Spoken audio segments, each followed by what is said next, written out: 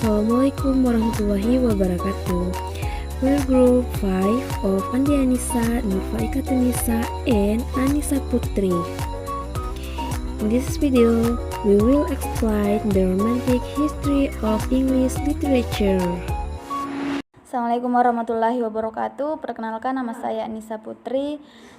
Jadi di sini saya akan menjelaskan sejarah periode romantis. Nah, di periode romantis ini terjadi di antara akhir abad ke-18 hingga abad ke-19.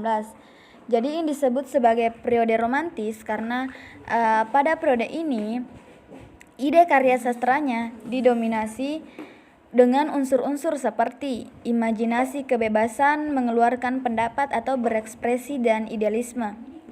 Nah, karya sastra pada era ini dianggap romantik karena pada waktu itu para sastrawan, penyair, dan pengarang memberi titik tekan pada persoalan taste and feeling. Okay, the next, English kings who ruled during the Romantic period.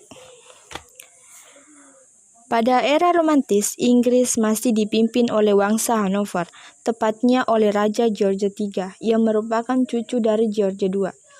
Raja George II meninggal pada tahun 1760.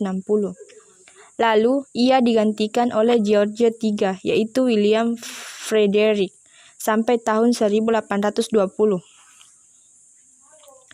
Pada saat itu, George III memimpin negaranya dengan baik.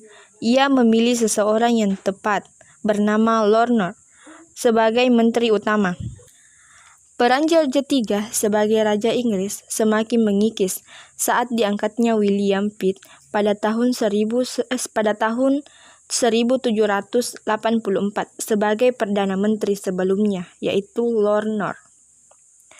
Keadaan tersebut mengakibatkan George mengalami gangguan saraf.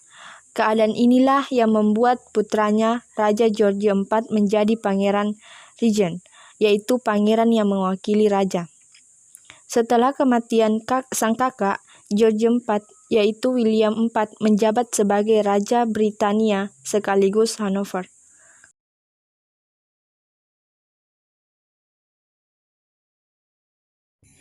Next, typical romantic era of literature. Ciri karya sastra era romantis. Nah, di ciri karya sastra yang paling nampak di sini ialah kecintaan terhadap alam. Dikutip dari buku karya Samekto, cinta terhadap alam sangat erat hubungannya dengan rasa simpati yang mendalam terhadap golongan masyarakat rendahan.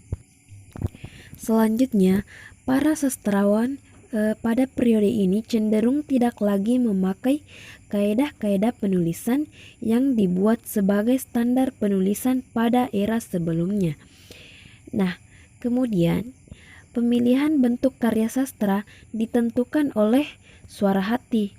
Sajak-sajaknya ditulis dalam blank verse, sajak tak berirama, serta tidak lagi dalam heroic couplet, dan puisi yang berirama iambic pentameter. Ciri yang terakhir adalah kebebasan dan perasaan. Alasan mengapa para sastrawan lebih memilih membuat karya sastra yang berisi curahan kebebasan dan perasaan adalah karena adanya revolusi Prancis. Mereka berempati pada rakyat Prancis karena rakyat Prancis ditindas dan diperlakukan semena-mena oleh rajanya.